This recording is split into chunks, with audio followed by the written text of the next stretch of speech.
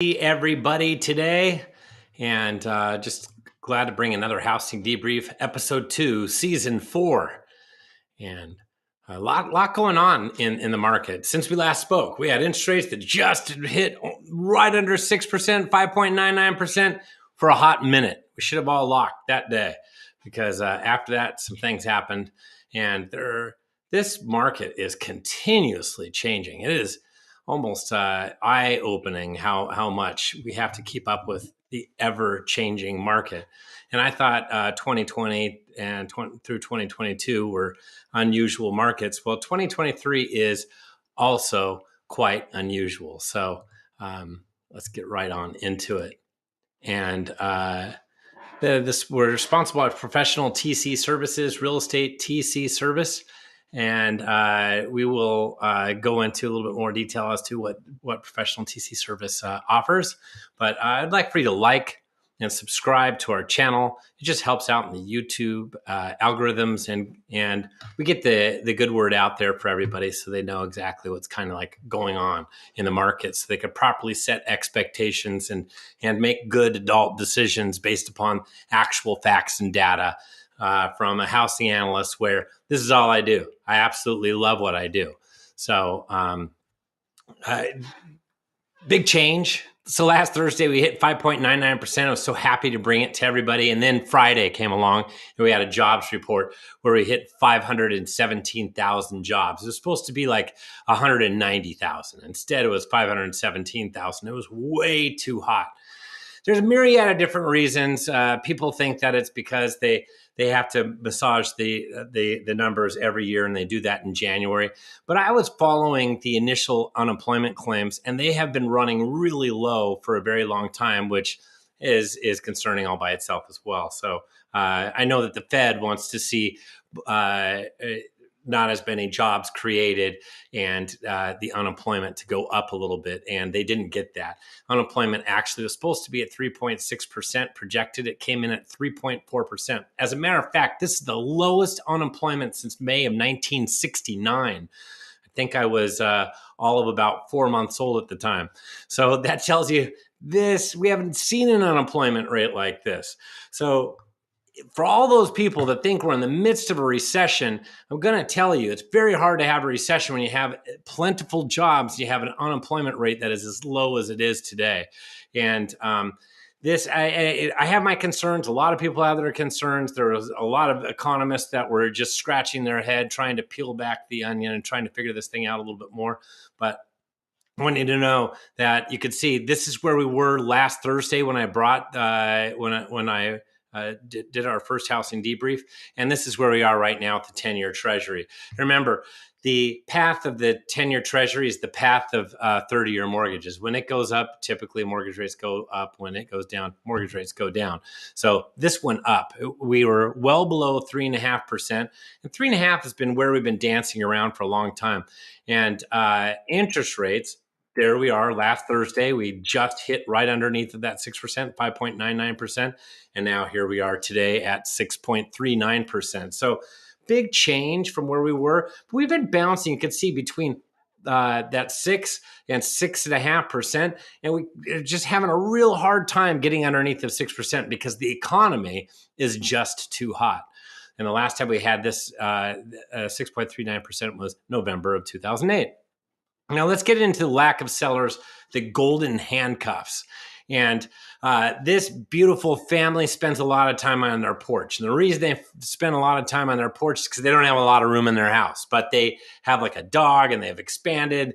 They want to move, but they're not going to move. They're hunkering down. And this is kind of another term that people use is golden handcuffs. So hunkering down is where they have such a wonderful, incredible underlying mortgage rate that it's precluding them from actually listing their home for sale. 89% of all Californians with the mortgage, that's 40% actually own their homes free and clear, but 89% have a mortgage at 5% or lower.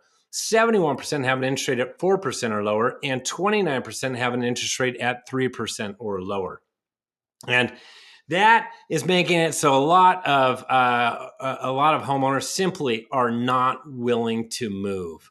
And you can see in Southern California, here we are. That was the month of January, and that's what I'm pointing to.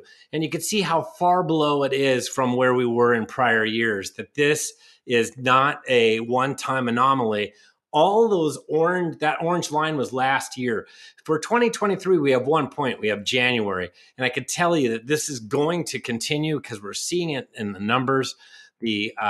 For 2020, for all of SoCal, during the first year of COVID, missing 9% of the normal amount of sellers. If you look at 2017, 18, and 19, the averages, about the same number come on almost every year.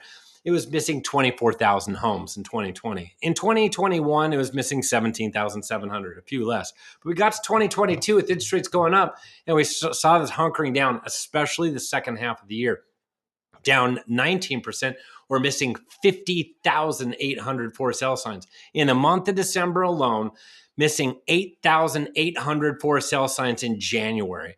And that's off 32%. Now, some counties are really missing a lot of homes. Los Angeles is missing 16%, nearly 15,000 homes. In January alone, that was 2022.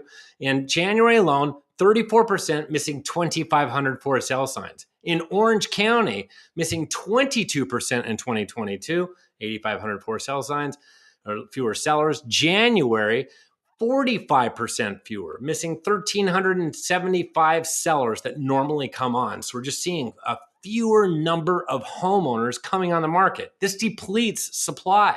Riverside in 2022, missing 14%, or 7,200 for sale signs.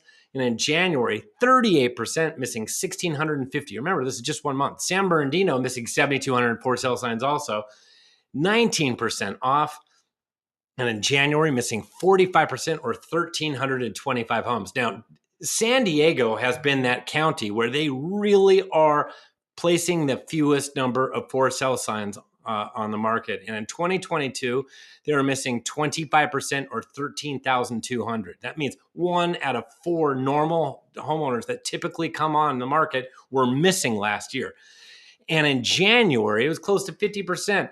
This is reminiscent of COVID. As a matter of fact, this is less than where it was in COVID lockdown for San Diego County. They were missing 2,100 for sale signs, 49% fewer homes that came on the market in January. So you understand, the only way that this is going to fix itself is if we get interest rates to come down. Right now, any interest rate in the sixes is just too high. Everybody has these prevailing rates that are far lower than that. So it's precluding so many homeowners from placing their homes on the market. It's not until we get interest rates in my calculations close to 5.5% or lower. So we have we have to go down a bit before it starts to decrease the gap between where underlying rates are at and where their underlying mortgage rates are fixed and where the fixed mortgage rate is. So once it gets down to 5.5, that gap narrows and there will be more homeowners that come on. Not a flood, but definitely more homeowners. Now, when you have, what we're really doing here is the spigot of homes that are coming on the market is just replenishing the supply. And unfortunately, it's come down to a trickle where there's very little that is coming on the market compared to what normally comes on the market. So this is where we have like what is referred to as a short market, where demand, even though demand is very, very low, the supply side of this equation is so light that this little bit of demand is actually creating a little bit of a fever pitch of a market at the start of 2023. I had no idea that something like this would happen. We right now, and we've had it for a while, I have to go back, I had to dust off the slide. We have a supply crisis. It's definitely a crisis level. We have low supply still, extremely low supply, which favors sellers, and low demand, which favors buyers. But as the supply continues to shrink and demand goes up, it becomes less of a it becomes less of a buyer's market kind of that we've had, and it's putting it more into balance where we don't have values coming down as much when you have these hot market times. So I'd like to thank our sponsor, Professional TC Service. They have their real estate TC service, and you know what? They're all about, are you inundated with paperwork? Average real estate transaction is 16 hours of paperwork. That is a lot of paperwork. You have better things to do. I don't care if you're brand new in the business or you've been in the business for a long time. This frees you up to do more things like prospecting, going after more business, knocking on doors, working with your sphere of influence. You know what? Yes, you do need help, and let professional TC service help you by performing those non-revenue tasks to increase your productivity and efficiency and allow you to focus on prospecting. So there's two broker owners of this company, and they have over 20 years of experience, bilingual. They have superior service. They have virtual, flexible working hours, and TCs are your taskmasters, and TCs are a calming force. They will get you all the paperwork. They work with all the various systems, and professional TC service. They're a real estate TC service. You can scan that QR code. You can contact professional TC service and let them take care of the paperwork for you. And there you can contact them at 714-309-8732. That's 714-309-8732, or just scan that QR code. So now the Southern California active listing inventory, you can see where it's at right now. It's very, very low. It's actually missing the Himalayas during the Great Recession, which I can show you from Orange County charts, but know that it's still really low. Again, Altos Research brings us every single week, and once again, the inventory continues to go down. Now, in Southern California, it typically is going up at a slight pace, just a slight incline during the winter market. But that's not really what the case is, because on February 2nd, last Thursday, for that 2-week period, so middle of January to February 2nd, we were at 21,731 and actually shed 1,035 homes, went down 5%. Last year, we were at 12,274, which is 4% less, or 9,365 fewer. That was an all-time low that I hope we never see again. And the 3-year average prior to COVID, which is actually a normal inventory for this time of year, should be close to almost 34,000 homes. And yet here we are stuck at 21,731. That's 54% more. Today I snapped it and we're even lower at 21,255. So it's still continuing to slowly drift down, and which is less inventory. And that's just because that spigot, when you're turning off the spigot, even though the demand is a little bit less, there's just not that many opportunities. There's not a lot of homes that are coming on the market. As a matter of fact, it's diminishing in time. So there's this low demand, and the low demand last Thursday was at 9,618, but it had gone up 31%, or nearly 2,300 homes in a 2-week period of time. So it's off to the races. It's zooming up like it always does every year, regardless of how slow the market is, because we're ramping up, starting off the year, going into our spring market where it's elevated during the spring. This is the start before it gets to the elevation and stays elevated. So last year we were at 13,913, 45% higher, or nearly 4,300 more pending sales at this time. And the 3-year average prior to COVID, 13,638, 42% higher. And today we looked at it, 10,697. So it went up another 11%. So it's actually continuing to go up like it should. So the market is starting to heat up with more buyers coming in the marketplace. The problem is we have diminishing supply. So if you have diminishing supply and demand increasing, that gets us into the speed of the market. And you can see the speed of the market's right here. What I'm going to show you is this line is continuing to go down. Where it hit, where the height is right over here on the right-hand side, that was right at the end of last year, the start of this year. It quickly came down. And as of last Thursday, we were at 68 days. It actually went down 25 days in a 2-week period of time. And that's because we had inventory coming down and we had demand just jump. Last year, we were at 26 days at this time period. Anything below 40, I had not really heard of, other than in 2013 for a few weeks. That is not a normal market. It is way too spicy, way too hot, and unhealthy is what I call it, anything below 40 days. And the 3-year average is 75 days. So we're below that 3-year average, and it's continuing to get hot. As a matter of fact, today, taking into account supply coming down and demand going up, we're at 60-day expected market time.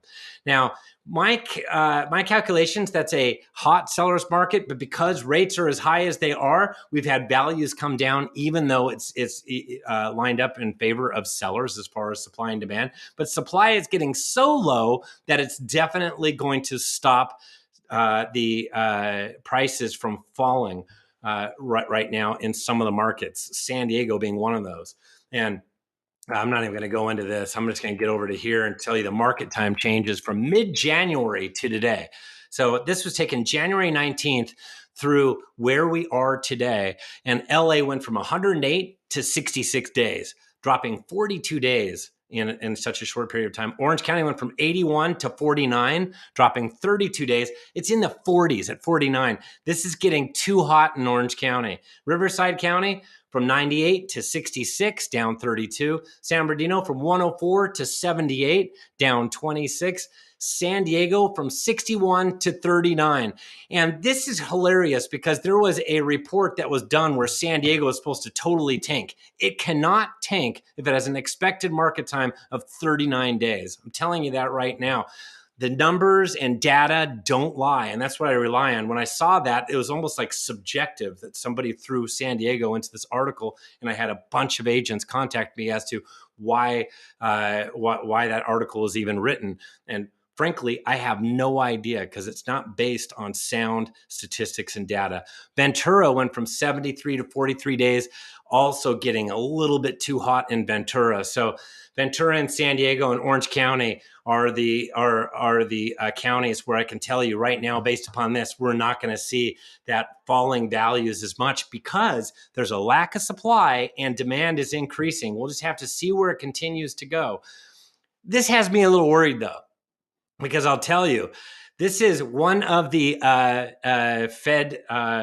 Fed presidents, and he said 2 days ago, this is based upon after hearing the jobs report, he said, you're right, loosening financial conditions does make our job harder to bring the economy into balance.